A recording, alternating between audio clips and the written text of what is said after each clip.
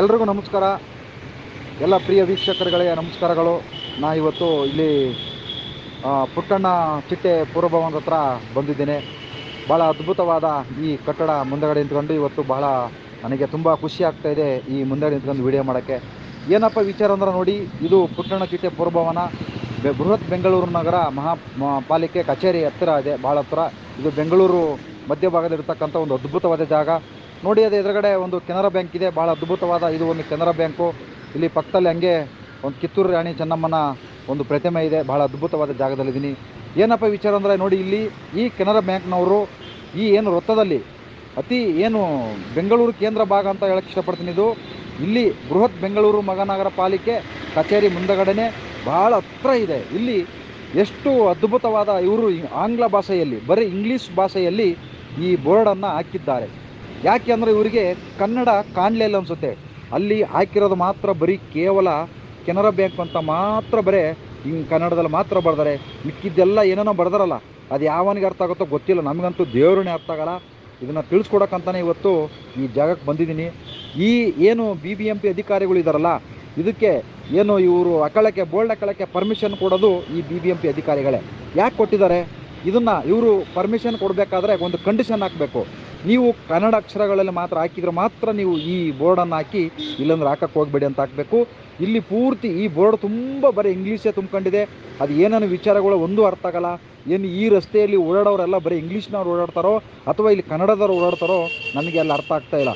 ಪ್ರತಿಯೊಬ್ಬ ಇವತ್ತು ಏನು ಬೆಂಗಳೂರು ಈ ಕೇಂದ್ರ ಭಾಗದಲ್ಲಿ ಬರೀ ಪ್ರತಿಯೊಬ್ಬ ಕನ್ನಡಿಗರೇ ಓಡಾಡ್ತಕ್ಕಂಥ ಈ ಅದ್ಭುತವಾದ ಜಾಗದಲ್ಲಿ ಈ ಇಂಗ್ಲೀಷ್ ಅನ್ನೋ ಬೋರ್ಡು ಪ್ರತಿಯೊಬ್ಬರು ಕನ್ನಡಿಗರು ಯಾರು ನೋಡಿದ್ರೂ ಕೂಡ ನೋಡದೇ ಇರೋ ಥರ ಈ ರಸ್ತೆಯಲ್ಲಿ ಓಡಾಡ್ತಿದ್ದಾರೆ. ಮೊನ್ನೆ ಒಂದು ವಿಚಾರ ನೋಡಿದೆ. ಈ ನಮ್ಮ ಏನು ಕನ್ನಡ ಹೋರಾಟಗಾರರು ರೂಪೇಶ್ ರಾಜಣ್ಣನವರು ಚೆನ್ನೈಯಲ್ಲಿ ವಿಮಾನ ನಿಲ್ದಾಣದಲ್ಲಿ ಕೂತ್ಕೊಂಡು ಒಂದು ವಿಡಿಯೋ ಮಾಡ್ತಾರೆ. ಇಲ್ಲಿ ಬಹಳ ಅದ್ಭುತವಾದ ಖುಷಿಯಾಗುತ್ತೆ. ಇಲ್ಲಿ ತಮಿಳು ಬೋರ್ಡು, ತಮಿಳು TV, ತಮಿಳವ್ರ ಕೆಲಸ ಎಲ್ಲ ಪ್ರತಿಯೊಂದು ನೋಡಿ ಭಾಳ ಖುಷಿ ಆಯಿತು ಅಂತ ಹೇಳ್ತಾರೆ. ರೂಪೇಶ್ ರಾಜಣ್ಣನವರೇ, ಅದು ತಮಿಳುನಾಡು, ಇದು ಕರ್ನಾಟಕ. ಇಲ್ಲಿ ಕರ್ನಾಟಕದಲ್ಲಿ ಆಗುವುದಿಲ್ಲ. ಯಾಕಂದರೆ ತಮಿಳುನಾಡಿನವರು ಪ್ರತಿಯೊಂದು ಕೆಲಸ ಮಾಡೋಕ್ಕೆ ರೆಡಿಯಾಗಿರ್ತಾರೆ. ಆದರೆ ನಮ್ಮ ಕನ್ನಡಿಗರು ಕೆಲವರು ಮಾತ್ರ ಎಲ್ಲ ಕೆಲಸ ಮಾಡ್ತಾರೆ. 100ರಲ್ಲಿ 10 ಜನ ಮಾತ್ರ ಕೆಲಸ ಮಾಡ್ತಾರೆ. ಇನ್ನು 90 ಜನ ಯಾವುದೇ ಕೆಲಸ ಕೊಟ್ಟರು ಮಾಡೋದಿಲ್ಲ. ಅವ್ರಿಗೆ ಬೇಕಾಗಿರೋದು ಬರೀ ಆರಾಮ್ಕಿ ಶೋಕಿ ಮಾಡೋದು, ನಿಮ್ಮಂಥರಿಂದ ಜೈ ಜೈ ಅನ್ನೋದು, ನಿಮ್ಮಂಥರಿಂದ ಸಂಘ ಕಟ್ಕೊಂಡು ಕುಣಿದಾಡೋದು, ಇಂಥದ್ದು ಮಾತ್ರ ಮಾಡುವಂಥ ಜನ ತುಂಬ ಜನ ಇದ್ದಾರೆ. ಯಾವುದೇ ಕೆಲಸ ಕೊಟ್ಟರು ಮಾಡೋಕ್ಕೆ ತಯಾರಿರುವುದಿಲ್ಲ. ಅದರಿಂದ ಆ ಕೆಲಸ ಮಾಡ್ತಾರೆ. ಇಲ್ಲಿ ಇರ್ತಕ್ಕಂಥ ಸಂಘಟನೆಗಳು, ಸಂಘದ ಅಧ್ಯಕ್ಷರುಗಳು ಯಾವುದೇ ರಾಜ್ಯದ ಇಲ್ಲ. ಅಷ್ಟೊಂದು ಜನಗಳು ನಮ್ಮ ಕರ್ನಾಟಕದಲ್ಲಿ ಅಧ್ಯಕ್ಷಗಳು ಇದ್ದಾರೆ, ಬೆಂಗಳೂರಲ್ಲಿದ್ದಾರೆ. ಆದರೂ ಕೂಡ ಕನ್ನಡನ ಉಳಿಸೋಕ್ಕಾಗ್ತಾಯಿಲ್ಲ, ಕನ್ನಡ ಭಾಷೆ ಉಳಿಸೋಕ್ಕಾಗ್ತಾಯಿಲ್ಲ, ಕನ್ನಡಿಗರಿಗೆ ಕೆಲಸ ಕೊಡೋಕ್ಕಾಗ್ತಾಯಿಲ್ಲ. ಬಹಳ ತುಂಬ ನೋವಿನ ಸಂಗತಿ ಇದು. ಯಾಕಂದರೆ ಎಷ್ಟೋ ಜನ ಹೋರಾಟಗಾರರಿದ್ದರೂ ಕೂಡ, ಎಷ್ಟೋ ಜನ ಸಂಘದ ಅಧ್ಯಕ್ಷಗಳು ಇದ್ದರೂ ಕೂಡ ಭಯಂಕರ ಜನಗಳಿದ್ದಾರೆ. ಆದರೆ ಕನ್ನಡ ಭಾಷೆ ನಾವಿನ್ನೂ ಉಳಿಸಿ ಅಂತ ಹೋರಾಟ ಮಾಡೋ ಅನಿವಾರ್ಯ. ಇದೊಂದು ದೌರ್ಭಾಗ್ಯ ಅಂತ ಹೇಳಕ್ಕೆ ಇಷ್ಟಪಡ್ತೀನಿ. ಯಾಕಂದರೆ ಇಲ್ಲಿ ಒಬ್ಬನ ಕಂಡ್ರೆ ಒಬ್ರಿಗಾಗಲ್ಲ. ಇದು ಕರ್ನಾಟಕ, ಕನ್ನಡ ಅಂತ ಹೇಳಿ ಬಾಯ್ ಬಡ್ಕೊತಾ ಇದ್ದೀವಿ. ಇದರಿಂದ ಏನೂ ಪ್ರಯೋಜನ ಇಲ್ಲ. ಯಾಕಂದರೆ ಮುಂದಿನ ದಿವಸದಲ್ಲಿ ಕನ್ನಡ ಉಳಿಯೋದು ಭಾಳ ಕಷ್ಟ ಇದೆ, ಉಳಿಯೋದಿಲ್ಲ.